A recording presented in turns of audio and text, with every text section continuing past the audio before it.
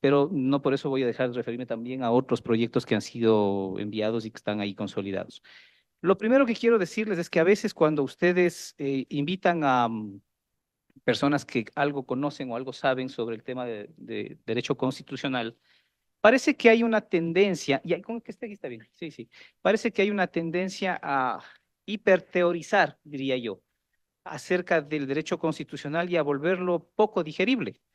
Yo pienso siempre, y al menos cuando me refiero académicamente a estos temas y también profesionalmente, trato de que las cosas sean lo más comprensible porque creo que aquel que explica y hace entender de manera sencilla es porque realmente conoce y maneja el tema.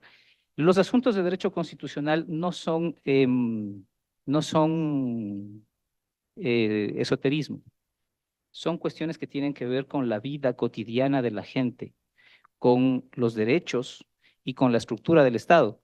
Esos son los dos puntos, los dos aspectos fundamentales y centrales de las constituciones.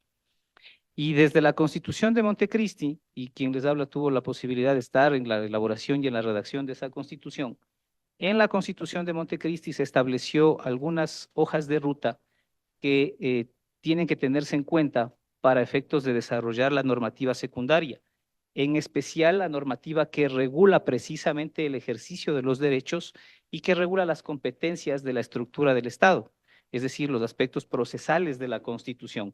Y esa es la Ley Orgánica de Garantías Jurisdiccionales y Control Constitucional. Cuando se pensó en esto, se pensaron ciertos anclajes interpretativos, ciertas cosas que son cuestiones que no se tocan. Por ejemplo, se pensó en dotarle al Estado o darle la característica al Estado como un Estado constitucional, lo cual no había sucedido antes. Todos seguramente hemos escuchado esto del cambio de paradigma de un Estado legalista a un Estado constitucional, pero se le dio una característica adicional, que es que ese Estado constitucional tiene que ser un Estado cuya preocupación central, cuyo eje fundamental sean los derechos. Por eso es un Estado constitucional de derechos.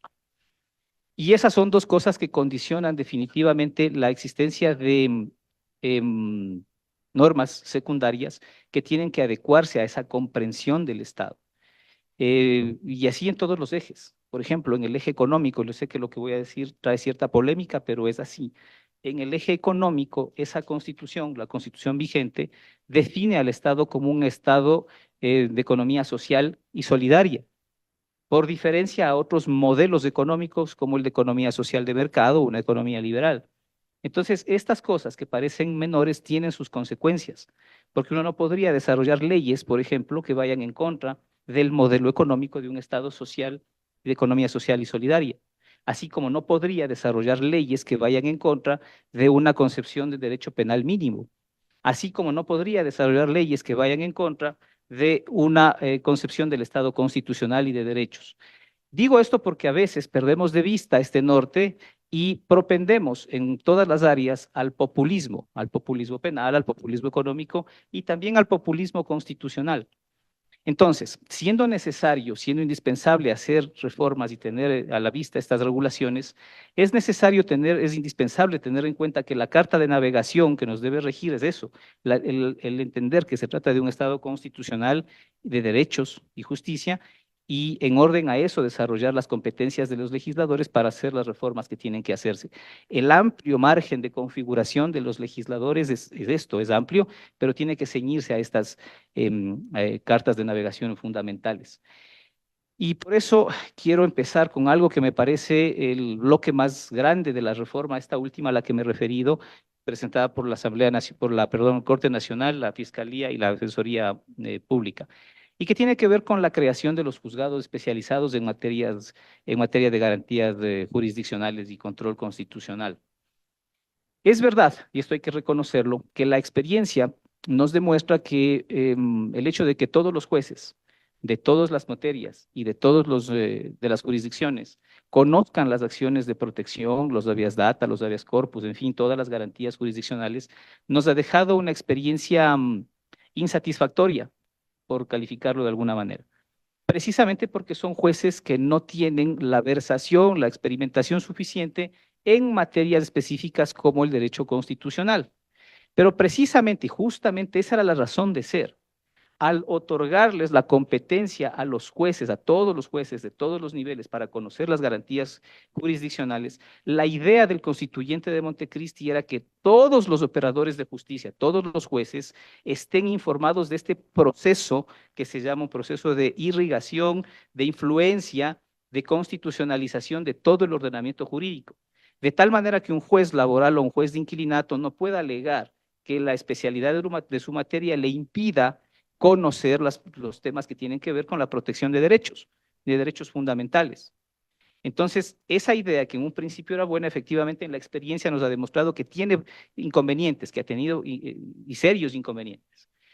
Pero la respuesta yo no creo que sea en quitarles a los jueces la capacidad, la competencia para conocer esas acciones.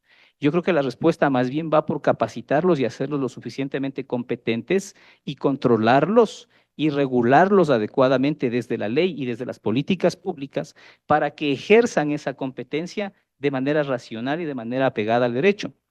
Y esto es lo que ha venido haciendo de alguna manera la Corte Constitucional con las sentencias en donde ha ido estableciendo cuáles son los límites de la competencia y del ejercicio de esa competencia por parte de los jueces que conocen las garantías jurisdiccionales.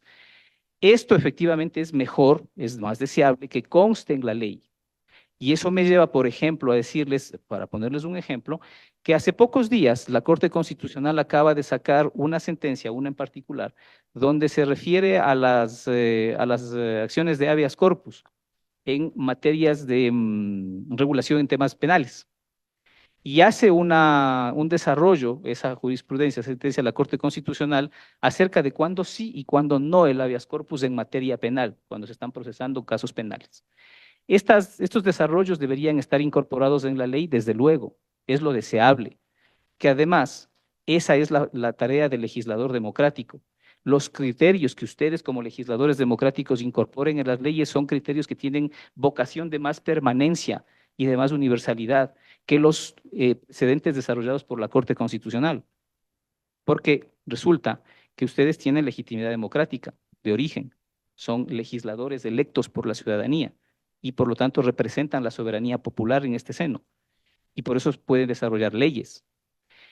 A diferencia de los jueces, que no tienen legitimidad democrática de origen, tienen legitimidad de ejercicio, valiosa también, por supuesto, pero que finalmente son jueces que ejercen soberanía delegada, que son una mayoría de 5 entre 9, no como ustedes, que son 137, que representan a una porción de la ciudadanía mucho mayor y de mejor manera, desde el punto de vista de la representación democrática, quiero decir. Pero 5 jueces de 9 pueden decidir a veces en contra de las decisiones o de las opciones que tienen ustedes como legisladores y los establecen en una ley. Y entonces ahí es donde viene esta tensión entre el principio democrático y la condición contramayoritaria que ejercen los jueces constitucionales. Hay que buscar un razonable punto de equilibrio entre eso. Pero por eso siempre será necesario que en las leyes consten recogidos los criterios que tienen mayor vocación, mayor universalidad y que tienen mayor vocación de permanencia también en el tiempo. Finalmente, los precedentes de la Corte Constitucional pueden ser cambiados por una nueva mayoría, una diferente composición de jueces. 7 de 9 jueces pueden cambiar un precedente constitucional. Entonces, que consten cosas como estas en la ley son más, desde mi punto de vista, es más importante y más necesario. Por eso, estas cuestiones deberían estar recogidas en esa ley, pero, al mismo tiempo ustedes deberían considerar lo siguiente.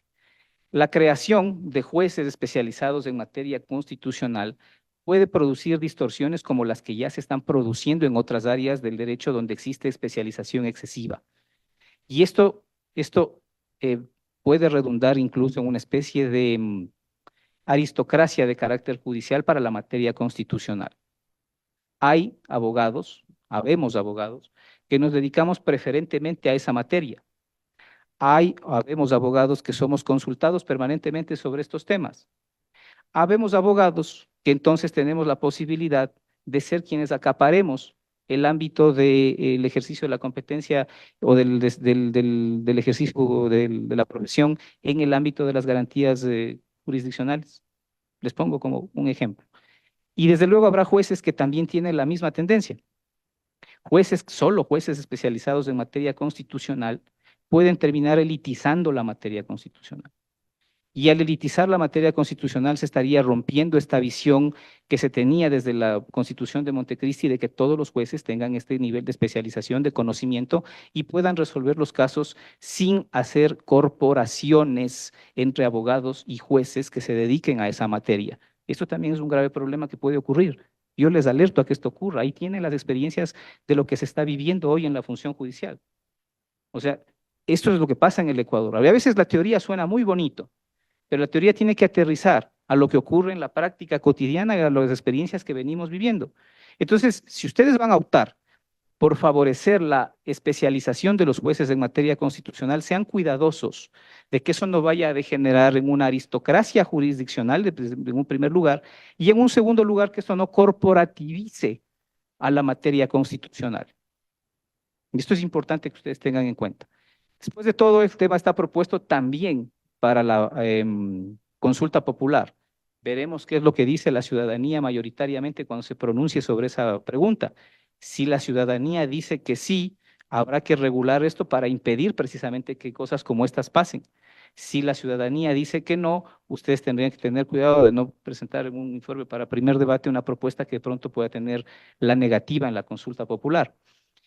Yo me decanto por y creo que en esto soy una de las voces minoritarias, digamos, dentro de la gente que opina sobre estos temas, pero yo me decanto porque se mantenga la competencia asignada a todos los jueces de todas las materias y de todas las jurisdicciones para conocer las garantías jurisdiccionales, a condición de que se les establezcan restricciones en la ley. Cuando sí pueden resolver una acción de protección, cuando sí pueden conceder un habeas data o un habeas corpus y cuando no lo pueden hacer. Entonces, la respuesta no está en crear jurisdicciones especializadas, está en regular adecuadamente el cómo y hasta dónde ejercer la competencia en estas áreas, en estas materias, y bajo qué condiciones. Y por eso es necesario actualizar esos temas. Y a eso me aboca la siguiente parte de la intervención. Em,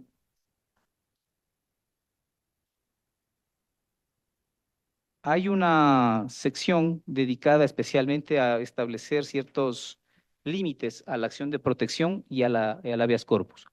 Límites que surgen de que en la coyuntura se ha visto que efectivamente ha habido excesos en el ejercicio o en el otorgamiento de esas garantías, tanto de la acción de protección como de las medidas cautelares, como del habeas corpus. Entonces, a mí me parece adecuado que se establezcan restricciones, que se establezcan límites. Por ejemplo, como les decía yo, en el proyecto ya se ven algunas cosas que están por ahí dispersas y que sí sería bueno aglutinarlas. Claramente, en contra de decisiones que tienen que ver con el ejercicio del control político, no pueden existir medidas cautelares ni acciones de protección. Claramente. A menos que estas acciones que son fruto del poder político sean evidentemente vulneratorias de derechos. Pero evidentemente vulneratorias de derechos quiere decir que los jueces constitucionales que las conozcan no invadan el territorio y el ámbito de competencias propias del legislador, ni del presidente de la República, ni de la función judicial, ni de la función de transparencia, ni de la función electoral, porque no se puede tampoco legislar solamente para un segmento. Los actos realizados en el ejercicio propio de las competencias constitucionales de esas funciones del Estado no pueden ser suspendidas ni dejadas sin efecto mediante garantías jurisdiccionales, aquellas que dimanen del ejercicio propio de las competencias. Y una competencia, las competencias, por poner el ejemplo de la función legislativa de la Asamblea, son la de legislar y la de fiscalizar en contra de un proceso, de un proyecto de ley, de un debate, de un análisis del proyecto de formación de la ley, no se puede interponer una medida cautelar para suspender el proceso de formación de la ley. Es absurdo. Como es absurdo pretender suspender la realización de un juicio político a través de una acción de protección. Entonces, estas cosas son las que tienen que establecerse ahí. Otra cosa que no se puede hacer, que son líneas rojas, digamos, es establecer garantías jurisdiccionales que busquen obstaculizar la ejecución de políticas públicas o establecer compromisos de políticas públicas que no han sido previamente presupuestados, que impliquen erogación de recursos sin que hayan sido previamente presupuestados, que de lo contrario podríamos incurrir en la distorsión que no ha pasado en el país, en el Ecuador por suerte, pero que sí ha pasado en otros lados, que los jueces obligan a las autoridades que manejan la economía a alterar el presupuesto general del Estado para hacer ciertas preferencias que los jueces eligen. cosas que se resultan también absurdas y peligrosas. Esto es algo que hay que también cerrar en el tema de las garantías jurisdiccionales. Evidentemente, acciones de medidas cautelares no pueden caber jamás bajo ningún concepto en contra de decisiones judiciales. Medidas cautelares ni autónomas ni concedidas dentro de las acciones de protección. El habeas corpus, por supuesto que sí tiene que hacerse y tiene que darse dentro de los juicios penales también, que el habeas corpus no solamente busca referirse a la legalidad de las detenciones, sino a las condiciones de permanencia de los detenidos, sino también a las condiciones de permanencia de las privaciones de libertad dispuestas ya dentro de procesos penales. Pero tiene que hacérselo dentro de los límites indispensables y necesarios para no distorsionar la ejecución de sentencias que ya se encuentran dictadas, por ejemplo. Y este es el sentido en el que la Corte Constitucional viene desarrollando precedentes de hace rato. Si la Corte ha dicho en varias veces, es efectivamente posible interponer habeas corpus cuando hay sentencia condenatoria ejecutoriada. Sí, claro que lo es, pero nunca puede implicar la libertad del procesado, a menos que sea la única manera de defender su derecho, no a la libertad, desde luego, sino a la salud o a otros derechos conexos. Pero es de última, ultimísima ratio. No puede emplearse como mecanismo para burlar el cumplimiento de sentencias ejecutoriadas. Esto también es verdad. Y eso es lo que hay que regularlo con mayor detalle. La acción por incumplimiento, o la acción de incumplimiento, la establecida en el artículo 436, numeral 5 de la Constitución. ¿Qué es lo que dice ese artículo? Dice que las personas tenemos la capacidad de acudir a los jueces cuando existen disposiciones de la ley o disposiciones de la propia Constitución que no están siendo cumplidas, o cuando existen obligaciones internacionales que igualmente es necesario cumplirlas y que el Estado no las está cumpliendo. ¿Qué es necesario hacer? Yo he visto que ustedes han puesto plazos y han puesto términos para regular esa acción en el proyecto de ley. A mí me parece saludable eso, tanto los plazos como los términos, pero también es necesario incluir algo adicional, que los jueces nacionales, los jueces que conocen de esos casos, no pueden bajo ningún concepto alegar la inexistencia de ley o la inexistencia de norma expresa para poder resolver esos incumplimientos y para poder cumplir con esas obligaciones que le han sido establecidas al Estado. Esto es indispensable, porque de lo contrario tenemos un problema, y ese es el problema del choque de las culturas o de la cultura jurídica. La cultura jurídica que está tan enraizada en la práctica de nuestros operadores judiciales es una cultura excesivamente ritualista, formalista. Aquello de que el artículo 226 de la Constitución establece el principio de legalidad estricta y que los funcionarios públicos y que los jueces solo pueden hacer aquello que la ley les permite hacer, debe empezar a desmontarse dentro de la cultura jurídica. No es lo que la ley les permite hacer, es lo que el ámbito de las competencias les permite hacer con sujeción a la ley, pero no solo lo que dice la letrita de la ley, y si no me dice la letrita de la ley, entonces ya no puedo hacer, porque eso nos lleva a interpretaciones absurdas y aplicaciones injustas, cuando eso precisamente es lo que genera la tensión con un Estado constitucional de derechos. Yo no puedo alegar la inexistencia de norma, la falta de ley para cumplir una obligación internacional, por ejemplo. No puedo alegar la inexistencia de norma o la falta de ley para dejar de aplicar los mandatos que la Constitución me impone, que son de directa y de inmediata aplicación. Por algo la Constitución es de directa y de inmediata aplicación y no puede obstaculizar, no puede dejar de cumplirse por esta alegación de falta o inexistencia de ley o de recurso. No, si uno forma parte de un sistema interamericano de derechos humanos, universal de derechos humanos, y ese sistema universal de derechos humanos garantiza el recurso, o mejor dicho, obliga al Estado a generar el recurso eficaz y objetivo para la protección de derechos, la inexistencia del recurso establecido de manera literal y textual no puede ser óbice para el cumplimiento de esas obligaciones. Entonces, me parece oportuno que también en esa acción ustedes regulen al tiempo que hacen el tema de los plazos y los términos esto. Me parece importante también, y esto es saludable, y con esto voy concluyendo, el hecho de que ustedes hayan incluido en la acción de protección regulaciones tales como que los jueces, el momento de instalar la audiencia de la acción de protección, están obligados en ese mismo momento a dictar la sentencia. Porque lo que ocurre actualmente es algo tan nocivo como que uno va a las audiencias, presenta los argumentos, hace la contradicción, presenta las pruebas y los jueces deciden tomarse algunos días, varios días para resolver, para deliberar. Y estas deliberaciones a veces no son tan sanas, porque contrariamente a formar el criterio del juez, lo que hacen es deformarlo. ya sea por presiones externas de naturaleza política del propio poder, o peor todavía, por presiones externas inconfesables. Entonces, a mí me parece muy bien que se ponga la disposición que ustedes han establecido ahí de que la resolución, la sentencia tiene que tomarse inmediatamente el momento de instalada la audiencia y en esa mismo día, a no ser que se necesiten obviamente informes técnicos o alguna cosa que haga que de manera extraordinaria pueda suspenderse la audiencia, pero no lo que pase ahora, lo que pasa ahora. Me parece indispensable también regular el tema de la acción extraordinaria de protección, y esto lo voy a decir ya como usuario del sistema. La acción extraordinaria de protección, desde las últimas conformaciones de la Corte Constitucional, se ha convertido en un obstáculo antes que en un mecanismo de acceso a la justicia.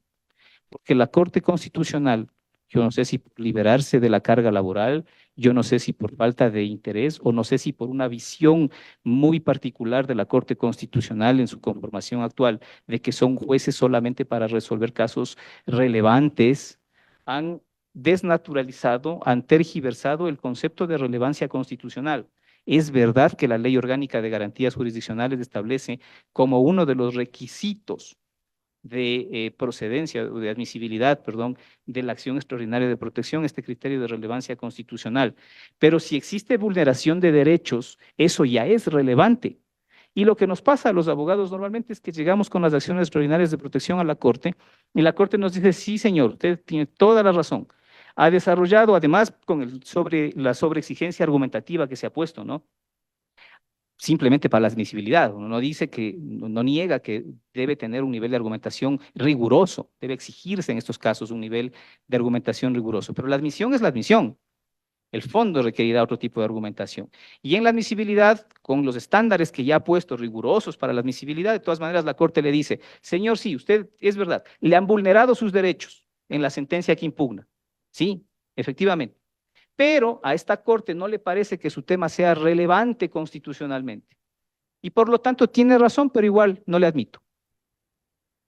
Lo cual genera una barrera, un obstáculo al acceso a la justicia. Entonces, me parece sano que ustedes regulen, como lo están haciendo también, algunas cosas de la acción extraordinaria de protección, pero les quisiera sugerir, para que lo consideren, que pongan esta cuestión de que cuando la Corte detecta que ya hay vulneración de derechos, ya hay vulneración de derechos, tiene que admitirse, no debe sobreexigirse un criterio de relevancia constitucional adicional, porque eso deja espacio grandísimo para la arbitrariedad. No digo ya para la discrecionalidad, sino para la arbitrariedad. De manera tal que los jueces de la Corte Constitucional, muchos de los cuales manejan agendas activistas propias, deciden escoger o admitir ciertos casos que resultan más llamativos, que resultan más adecuados para el desarrollo de sus propias agendas. Yo no quiero hablar de corrupción, ni mucho menos, no, esa no es la idea. Por lo menos de sus agendas propias. Por eso ustedes verán que la Corte Constitucional últimamente está dedicada a resolver casos que sí son importantes, por supuesto, la eutanasia, la violación, son importantes, importantísimos, pero son tan importantes como el caso de Juan, Pedro y María, que van con su reclamo en particular porque les han violado sus derechos y también requieren la misma atención, la misma prioridad. Los derechos del ambiente de las personas con discapacidad son, por supuesto, muy importantes, pero no son, o mejor dicho, son tan importantes como los de Juan, Pedro y María, que van con la violación de sus derechos y la Corte le dice, sí, le hemos violado sus derechos, le han violado, mejor dicho, sus derechos en los otros juzgados, pero no le voy a admitir porque no me parece relevante constitucionalmente. Hay que regular. Estas cosas tienen que ser reguladas.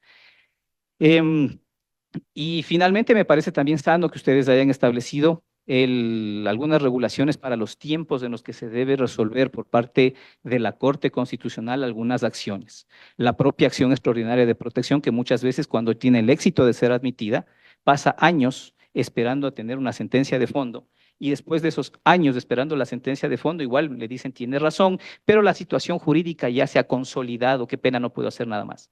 Le doy un espaldarazo en la espalda y le digo que le han violado sus derechos, pero vaya nomás porque ya la situación jurídica se ha consolidado.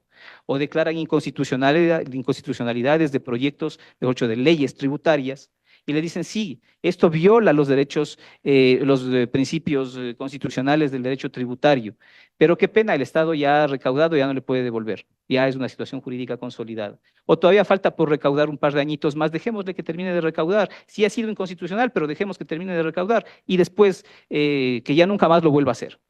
Estas cosas no pueden pasar. Entonces, que se regulen de mejor manera los plazos de la acción de inconstitucionalidad, de la acción extraordinaria de protección, como ustedes lo han puesto, y también el tiempo en el que tiene que, especialmente esto último, ahora que está tan vigente, el tiempo en el que la Corte Constitucional tiene que hacer sus dictámenes respecto de los estados de excepción es muy importante.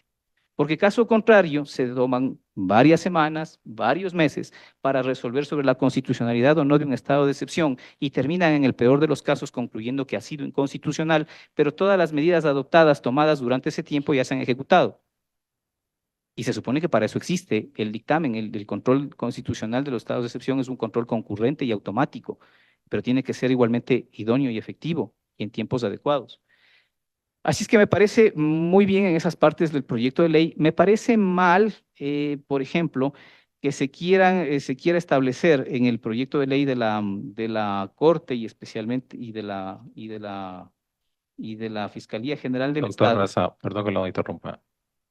Tiene un minuto. Gracias. Me parece mal, bueno, hay algunas cosas que me parecen mal. Si quieren, yo me comprometo a enviarles por escrito un documento, pero de todo lo malo me parece especialmente destacable aquello de impedir que se pueda interponer acción de protección respecto de las actuaciones administrativas de la Fiscalía General del Estado en los procesos de investigación previa, en los temas del ejercicio preprocesal.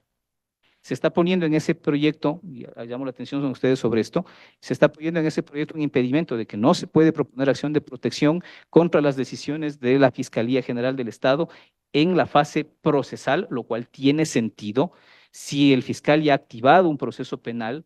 Quien tiene que hacer el control de legalidad de la actuación del fiscal es un juez de garantías penales, pero también lo incluyen en la fase preprocesal. Y resulta que en la fase preprocesal no hay ningún juez de garantías penales que haga ningún tipo de control de legalidad de las actuaciones del fiscal, porque todavía no hay proceso penal. Justamente por eso es preprocesal. Y al ser preprocesal, las actuaciones administrativas de los fiscales tienen que ser reguladas por algún juez. ¿Qué juez? El juez que conozca eventualmente una acción de protección, si ese ejercicio de funciones de parte de la fiscalía es vulneratorio de derechos. Esa es una de las cosas que me parece que hay que regular. Dicho esto, yo, si ustedes tienen alguna pregunta, alguna inquietud, estoy gustoso de poder atenderla y me comprometo a enviar un documento con un desarrollo un poco más detallado acerca de todas estas cosas que les he comentado. Les agradezco nuevamente mucho la paciencia y el tiempo. Bienvenido a todos sus aportes. Agradecemos al doctor Stalin Raza, abogado constitucionalista. Cerramos la comisión general y abrimos el debate. Colegas legisladores, tiene la palabra el asambleísta Paul Westán. No sin antes, asambleísta Mendoza, encargo la presidencia. Presidenta. Continúe, asambleísta Paul Westán. Gracias, señora presidenta encargada, compañeros asambleístas, el invitado, al expositor del día de hoy, al pueblo ecuatoriano que nos mira a través de los medios de comunicación. Yo solamente tengo una consulta. El desarrollo procesal del derecho constitucional ha hecho una diferencia en lo que tiene que ver con la ley a la que usted refería y también con las sentencias. Y las sentencias, dice varios autores doctrinarios, sobre todo Ollarte, que es un doctrinario del país que ha desarrollado en materia constitucional muchos aportes, que la sentencia es parte generadora e incluso integradora del derecho producto de la ley. Esta facultad de los jueces de ser generadores de derechos, ¿hasta qué límite tiene? Porque se van mucho más allá del bloque de constitucionalidad. E incluso, a pesar de que algunas acciones jurisdiccionales no son declarativas de derechos, se termina declarando derechos. Y se sigue generando una abundante normativa producto de los generadores de derechos, que son los jueces. ¿Cuál es el límite? ¿No sería a lo mejor el límite la especialidad en materia constitucional para evitar vulnerar el mismo sistema del bloque constitucional del país? Gracias. Sí, a mí me parece categórica la respuesta. El límite es la separación de poderes, porque esto surge de un problema mayor, el problema de saber quién tiene la última palabra. ¿Lo tiene el legislador o lo tiene el juez? Y esto podría resultar, o resulta de hecho normalmente en un falso dilema. Ni el legislador ni el juez, aquel que proteja mejor los derechos, aquel que haga vigente el Estado constitucional de mejor manera. Pero hay límites. y ese límite es la separación de poderes. El juez no puede abrogarse funciones del legislador. Y esto ocurre mucho con las sentencias aditivas, las sentencias manipulativas que se llaman en general. Aquellas que quitan, eliminan, en el control constitucional me refiero, ¿no? Aquellas que eliminan textos de la ley, suprimen artículos, agregan artículos o dan interpretaciones que van en franca contradicción con lo que el legislador expresa en la ley. Ahí es donde existe una frontera conflictiva entre las facultades del legislador y las facultades del juez. Cierto es que los jueces constitucionales en un Estado constitucional de derechos son los intérpretes últimos de la Constitución, auténticos de la Constitución. Cierto es, pero una cosa es interpretar, otra cosa es eliminar la ley y reemplazarla por un texto de preferencia de, cuando más, 9 jueces, cuando no 5, por lo menos de los 9, en reemplazo de 137 legisladores. Esto es diferente. Entonces, ahí está el límite, en entender que los jueces pueden interpretar la ley, pero no pueden reemplazarla, no pueden sustituir la función del legislador democrático. Y a mí, si me permiten hacer una crítica constructiva a las últimas legislaturas, me parece que las últimas legislaturas precisamente han abandonado un poco el rol de primacía que deben tener en la elaboración y en el diseño de las leyes. Como que se han dejado un poquito ganar de la facultad excesiva de los jueces, ¿sí? Por eso es que ustedes tienen que, hay sentencias de la Corte Constitucional donde les dicen asambleístas, en 60 días me elaboran un proyecto de ley y en 180 me la aprueban. Sí les ha llegado, ¿no es cierto? A mí me parece un exceso. A mí me parece un exceso. Y además me lo aprueban bajo estos conceptos, bajo estos criterios. Entonces, creo yo que es necesario que ustedes defiendan el rol de la legislatura y recuerden a los jueces y que los jueces tengan en cuenta el que el límite está en eso, en el concepto de separación de poderes, allí donde no sustituya el rol del juez del legislador, ni al revés, el legislador del juez. Pero ese sistema establecido desde el 2008 ya ha fracasado. Y justamente porque no existe la especialización en los jueces que no conocen del límite constitucional y se vuelven declaradores de derechos. Entonces, yo creo que sí podría ser la especialización una herramienta para frenar y para respetar ese límite de poderes.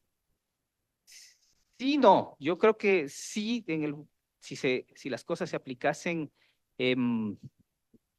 mirando siempre los rectos intenciones y los rectos intereses, pero resulta que en nuestro país esto no es la constante. Yo creo que la especialización puede servir para que los jueces entiendan mejor su rol de jueces constitucionales, efectivamente, pero al mismo tiempo puede servir para que prevalidos de ese conocimiento especializado hagan o incurran en algunos de los excesos en los que a mí me parece que muchas veces incurre la Corte Constitucional precisamente por la ultraespecialización. Como por ejemplo esto, decirnos en la teoría, perdón, las espaldas, en la teoría constitucional se conoce en el derecho procesal constitucional que existen un grupo de sentencias que los jueces constitucionales pueden hacer, que se llaman sentencias interpretativas. Y dentro de las sentencias interpretativas hay unas sentencias que pueden ser aditivas, es decir, que pueden incluir textos en las leyes, subtractivas, es decir, que pueden eliminar textos de las leyes, y sentencias manipulativas que pueden decirles pueden establecer, mejor dicho, cómo se debe entender las regulaciones de plazos. Es lo que pasó con una sentencia de la Corte Constitucional que modificó el texto del COGEP, estableciendo y regulando nuevos plazos solamente para los casos de recusación en los juicios de garantías jurisdiccionales. Entonces eso es ir a reemplazar el rol del legislador. Y se lo hace bajo el concepto, el criterio de un respaldo teórico fuerte y suficiente como la existencia de este grupo de sentencias interpretativas que les habilitan a los jueces constitucionales a hacer cosas como estas. Y eso es producto de la hiperteorización y de la excesiva especialización también. Entonces, yo diría, me parece a mí más sano, más saludable, que un juez del Cantón La Concordia de materias multicompetentes conozca todas las acciones que puedan presentársele de garantías jurisdiccionales pero que las ejerza bajo los límites que le ponen ustedes en la ley, por eso es importante esta reforma, y que las ejerza teniendo en cuenta la competencia que tiene para no saltarse. Y una cosa que me parece muy importante, y eso sí permítanme, porque perdón, pero es muy importante. Hay un concepto que es necesario para que ustedes puedan desarrollar un límite sobre eso, y es el concepto de interés directo. Antes, cuando existía el recurso de amparo decía que quien pretende un recurso de amparo tiene que justificar interés directo y legítimo, ¿sí?